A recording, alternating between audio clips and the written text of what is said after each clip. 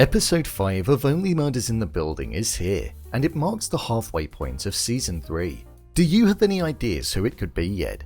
I've got a couple, and we're slowly being drip-fed the clues and hints, and like the previous episode, this one did the exact same. Focusing on love, we saw both Charles, Oliver, and Mabel experience their own form of romance in some way, and the line which was spoken at the start about never truly knowing who you're lying next to became so true during the closing moments of the episode. With handwriting comparisons and a book which showed that Loretta could be some kind of obsessed stalker of Ben, let's jump into the episode. Here is Only Murders in the Building Season 3 Episode 5, Ending Explained. Just to let you know, this video will contain spoilers. It's probably best to split this video by the three main characters as they were all off on their own in this episode. Let's start with Oliver and Loretta. Oliver had a particularly interesting arm to this week's episode because he was spending time with one of the main suspects of the murder of Ben. He was besotted with Loretta and was going on a date around her apartment. One thing that I found particularly interesting about Oliver's time with Loretta was that when they sat down for dinner, they had overcooked pork chops. And what is pork? Pig. So it tied back to the revelation in last week's episode where Ben's dressing room mirror had effing pig written all over it. So it felt like it was a subtle sign. We also saw in this episode that Loretta had called Ben an effing pig to his face when he grabbed a hold of her and was essentially insulting her by saying that he didn't want to share the stage with a nobody. So it was a common phrase that she used and did actually utter to him in the past. Whilst it wasn't confirmed as to whether or not Loretta was the person who wrote on the mirror, it could well have been her, considering it was a phrase that she used in the past. There was a note that was on her fridge that I tried to compare to the handwriting of the message that was written on the mirror, and I would say that the handwriting is pretty similar, but it's hard to tell as there are no letters that are the exact same, and it was hard to get a shot of the note where it wasn't super pixelated. But that's something that we'll just have to look out for a bit more. I think the handwriting connects to somebody different, and that is Tobbert. Plus, we've got proof, so we'll get to that in the next section. Loretta is an individual that is extremely bitter about the career that she's had, and the fact that she felt as though she'd been robbed of some roles throughout her life because of some extremely trivial reasons. She may have felt like she was a nobody, and somebody with a lot of success, arrogance, and rudeness like Ben could have been the person that pushed her over the edge and made her want to take all of her anger and release it out on him. In the closing moments of the episode, as we saw that after Oliver and Loretta did the deed, he went nosing around her bookshelf and saw that hidden down the side was a book where she had been collecting newspaper and magazine snippets of Ben from over the years. This made it seem like she was some kind of obsessed fan, or some kind of stalker who was interested in every move that Ben made. So it does very much seem as though the show is pointing the finger towards Loretta as being the main suspect, but who knows? Could the book have been planted? Maybe.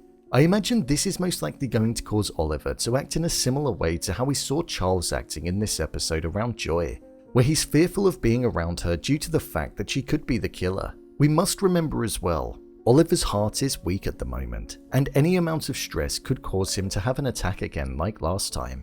Mabel and Tobbert.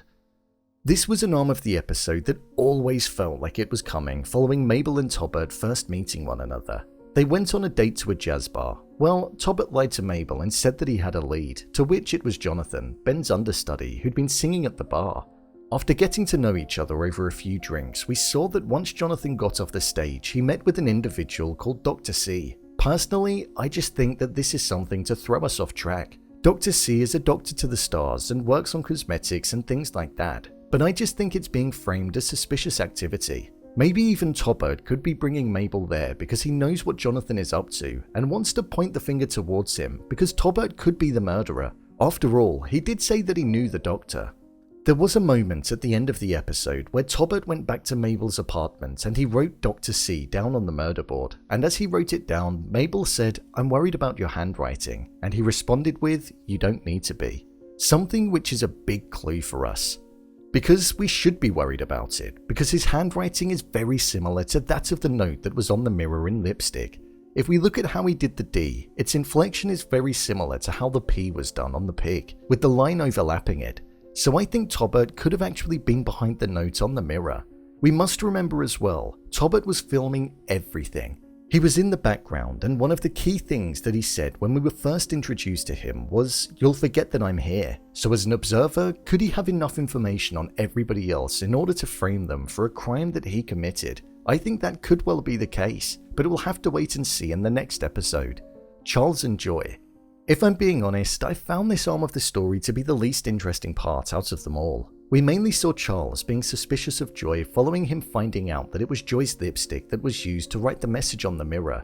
So we were just watching how he reacted to that. And we were also seeing how Charles didn't really want to marry Joy, but because of the white room that he entered in last week's episode, he found himself backed into the corner in doing so.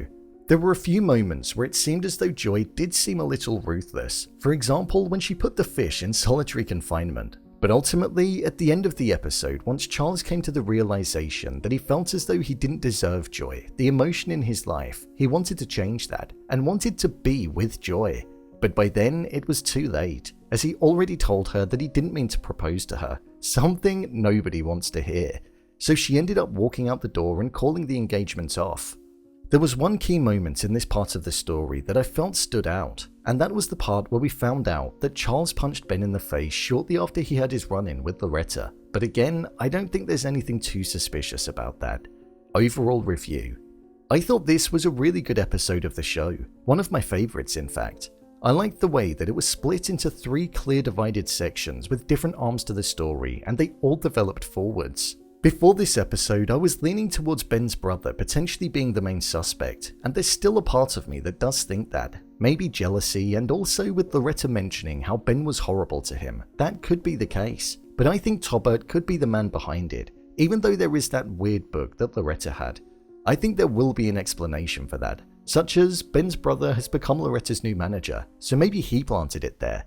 The theme of love was a really good one for the show to focus on as it tapped into the dark side of love and the secrets that can often be present. Could Ben have had a secret lover? Or could it just mean that one of the love interests is behind it? Time will tell, and as the episodes progress forwards, we're getting ever closer to finding out who it is. So, there you have it.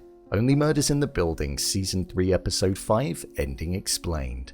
If you want to see more videos such as Endings Explained, theories and predictions and character breakdowns, then click on the card in the top corner, or alternatively you can head over to my channel where you'll find them all.